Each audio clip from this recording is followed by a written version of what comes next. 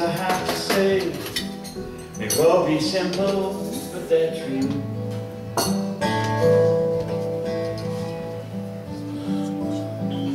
Until you give your love, there's nothing more that we can do.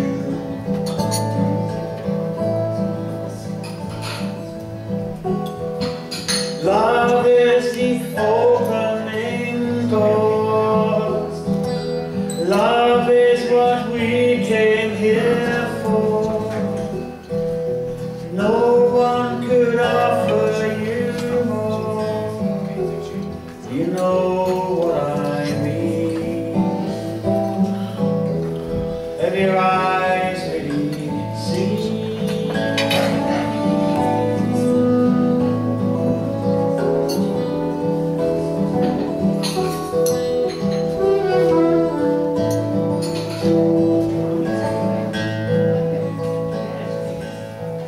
Say it's very hard to leave behind the life in you.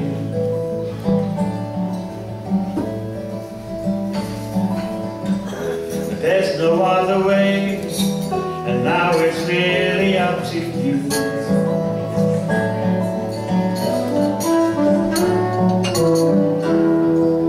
Love is the key we must turn. Truth is the flame we must burn, and freedom the lesson we must learn. Do you know what I mean?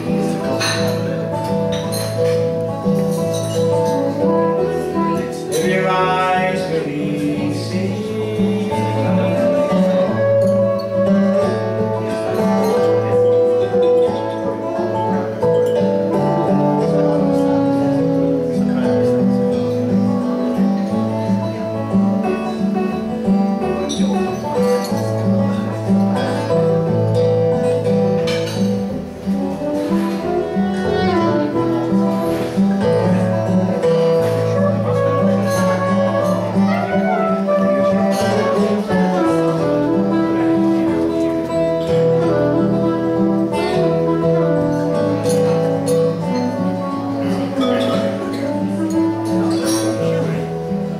Christ is the opening door.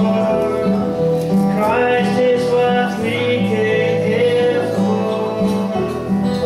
No one could offer you more. Do you know? Do you know? Do you know?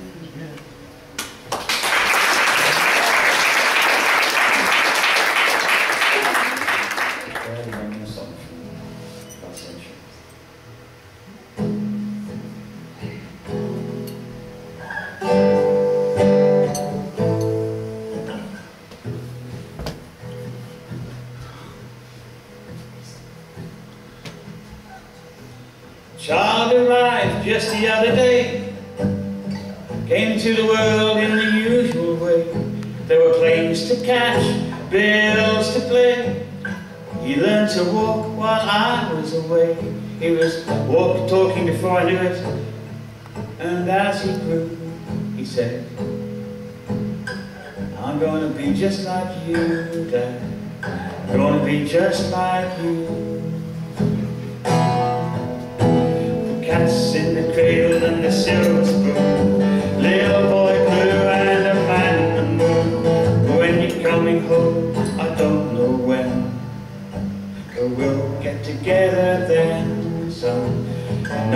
have a good time then. My son turned up 10 just the other day. He said, thanks for the ball, Dad, come on, let's play. Could you teach me to throw? I said, not today, I've got a lot to do. And he said, that's okay. He walked away with a smile on his face. Then he said, I'm going to be like him, yeah. You know I'm going to go to be like him. Well, he came home from college just the other day. So much like a man, I just have to say, I'm proud of you. Could you say it for a while? He shook his head and said with a smile, well, I'm feeling like Daddy's to borrow the car keys. See you later, can I have them, please? And I've long since retired, my son moved away. I called him up just the other day. I'd like to see you, if you don't mind. He said, I'd love to, Dad, if I could find the time. You see, my new job's a hassle and the kid's got the flu, but it's sure nice speaking to you, Dad. It's sure nice speaking to you. And as I hang up the phone, it occurred to me, he'd grown up just like me. My boy was just like me. My boy had grown up just like me.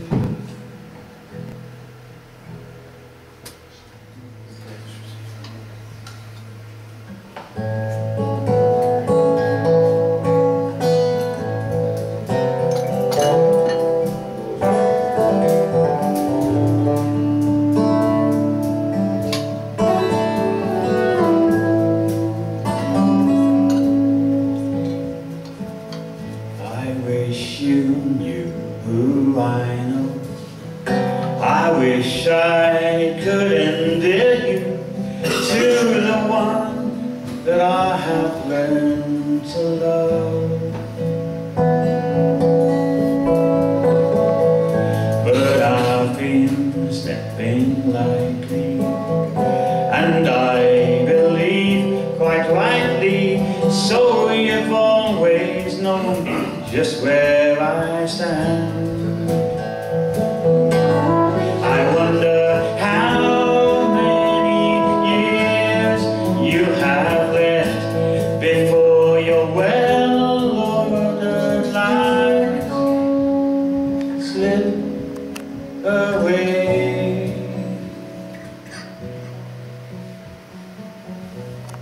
Slip away when the rain washes down from the sky. Much too late, you will see that all this time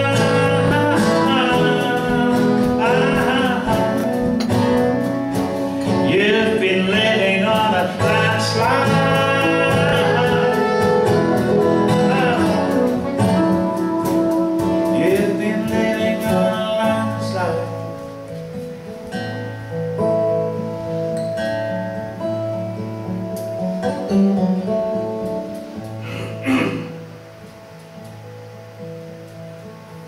I wish you knew who I know. I wish that I could steer you nearer to the rock on which I stand. For when you turn your lights out and lay not sleeping, do you wonder why you feel so insecure? When the morning comes, it's all right, but then the newspaper catches your eye, slipping away, and I say that there's not much time, but too late. You will see that you just lie.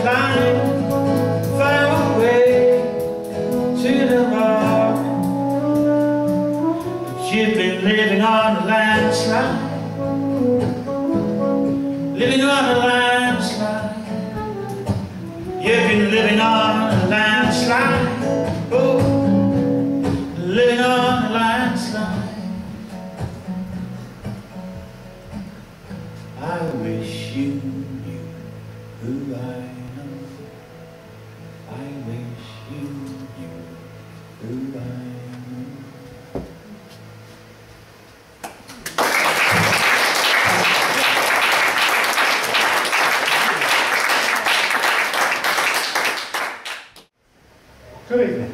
Evening. Good evening. Right, here you go then. I've follow up with one of the which is I wish you knew it. Because I was thinking of a story about Holyhead. Something that happened to me a good few years ago with a colleague of mine. We were on a business trip going over to Ireland. I wasn't expecting a musical. There you go. So we sailed across to the new ferry port. It was a few years ago now. Now I've grown up in this area, always recognising that it was Holyhead to Dunleary. Holyhead to Dunleary, that was what I got in my head. So we arrived at this ferry port, and to be told, it's a new ferry port, it's marvellous. So I was still thinking Dunleary. So we got off eventually, went and did our work, which was about 2 days worth of meetings, and decided we'd better get back early. So we arrived back at the train station to take our journey to Dunleary. And we arrived in Dunleary, and we got off the train and we said, this is definitely not where we arrived. So my colleague, he was a lot brighter than me, he looks across the water and he said, that's where we got off. What on earth is going on? We were still at the train station, so we went and asked one of the guards. We don't know what's going on. Give us the answer. We thought we were getting off in Dunleary, but we got off over there. What is that? And the train station guard didn't have a clue. He didn't know. I don't know what that is. Okay, so being very dynamic at that time, we decided he's not going to be able to help us. So we shot off out of the station. We'll ask a taxi driver. That's the answer. So we approached this taxi that was just taking a passenger. And we said to the taxi driver, we don't need a lift, we just need to know what that place is, which is the new ferry port. And we didn't know that at the time. So the taxi driver said, that's the new ferry port. It was only open at the weekend. If you want to get there, I can take you. So we thought, well, we've only got an hour now before it sails. And we're supposed to be there now, because we've got to be there an hour before, so that you can book in. So we're in this taxi. The first fare was quite happy to sit with us as we drove about 60 miles an hour and a 30 limit round the wrong way around roundabouts in order to arrive at the place where we needed to get our ferries. And we ran into the ferry port, ran up to the reception and said, you won't believe what's just happened, we've been to Dunleary. And there was about half a dozen other people running through as well, saying, you won't believe where we've just been to Dunleary. And we said, is there any chance that you can let us on? We realised that it's 10 minutes since we were supposed to be here. And they said, well, you're in luck, because it's delayed by 2 hours. And the things that we were saying along the way, I can't believe no one told us, you know, there was a new ferry port, we just arrived, we got off. Even the train station guard did not know and did not have the right information for us. So, you're now wondering, why have I told you our story? And it's because my testimony. At the age of 18, I think it was, I'd grown up in a church background, Anglican church, so I'd been confirmed. I was a Sunday school teacher. But actually no one had told me the gospel. And what's the gospel? Okay. Well, I'm not going to tell you what the gospel is. I'll let you find that out for yourself. Okay? You need to ask someone. But this is the connection, okay? I was at the wrong place. I was at Dunleary. I needed to be over there. The reason I was in the wrong place was because, this is my excuse, no one told me I should be over there. I was actually standing in the wrong place. So, I'm 51 years of age, and Craig was saying, I'm going to be telling you my life story. Okay, 51 years. I won't do that, is that alright? Is that okay, Greg? Yeah, carry on. Alright. What I will do though, is leave you with a little message saying, please don't go through your whole life and get to the end of it and say, no one told me. I didn't realise I was in the wrong place. I became a Christian at 18. I needed someone to tell me I was in the wrong place. I was heading in the wrong direction. The gospel was given to me in words by a friend. And I listened because I actually realised I needed to find out what this destination was.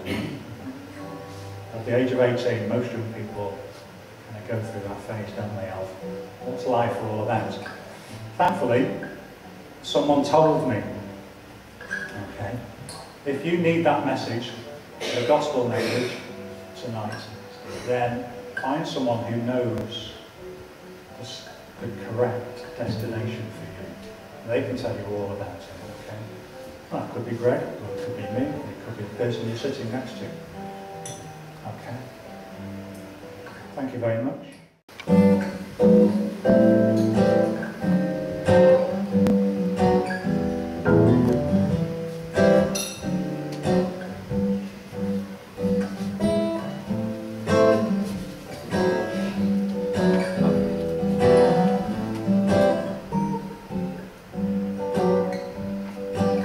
You must love the Lord your God with all your heart, all your soul, all your mind, and with all your strength. Love your neighbor as yourself. Love your neighbor as yourself. You must love the Lord your God with all your heart, all your soul, all your mind, and with all your strength. Love your neighbor as yourself. That's right. And love your neighbor as yourself.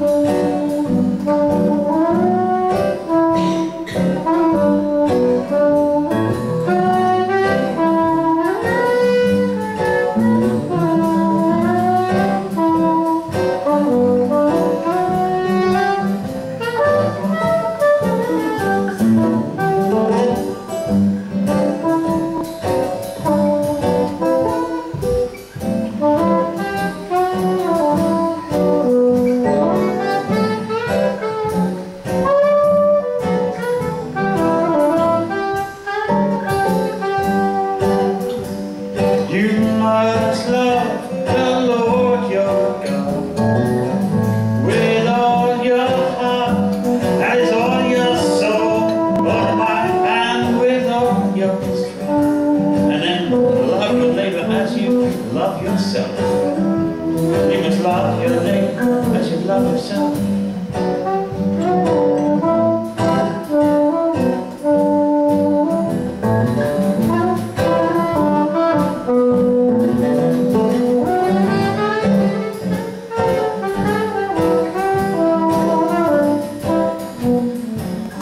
And just for the last time, you must love the Lord your God with all your heart.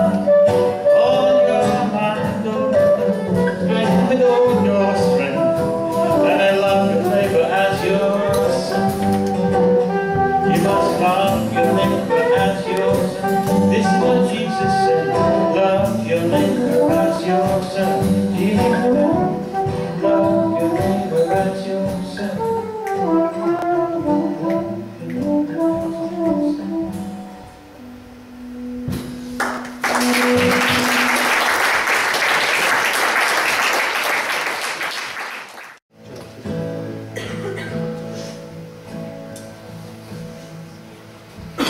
a rich man worth more than a poor man? Is a stranger worth less than a friend? Is a baby worth more than your old man? Your beginning worth more than your end?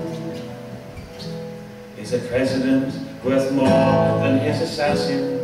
Or does your value decrease with your crime? Like when Christ took the place of Barabbas, would you say he was wasting his time? Well, how much do you think you are worth then? Will anyone stand up and say, would you say that a man is worth nothing until someone is willing to pay? Well, I suppose that you think that you matter. Well, how much do you matter to whom? It's much easier at night when with friends and bright lights than much later alone in your room.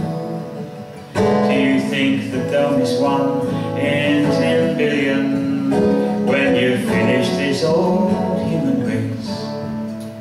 Will it really make much of a difference when your friends have forgotten your face? Well, how much do you think you are worth then? Will anyone stand up and say, would you say that a person's worth nothing until someone is willing to pay? If I told you that your life had been valued and that the price had been paid on the nail, would you ask what was traded, how much and who paid it? Who was he and what was his name? If I told you that his name was Jesus, would you say that the price was too dear? Held to the cross, not by nails but by love, it was you who broke his heart of the spear. Would you say you are worth what it cost him? You say no, but the price stays the same. So if they don't make you cry, laugh it off, pass it by, but just remember the day as you throw it away, that he paid what he thought you were worth. Well, how much do you think he is worth then? Will anyone stand up and say, tell me, what are you willing to give him in return for the price that he paid? Well, how much do you think he is worth then? Will anyone stand up and say, tell me, what are you willing to give him in return for the price that he paid?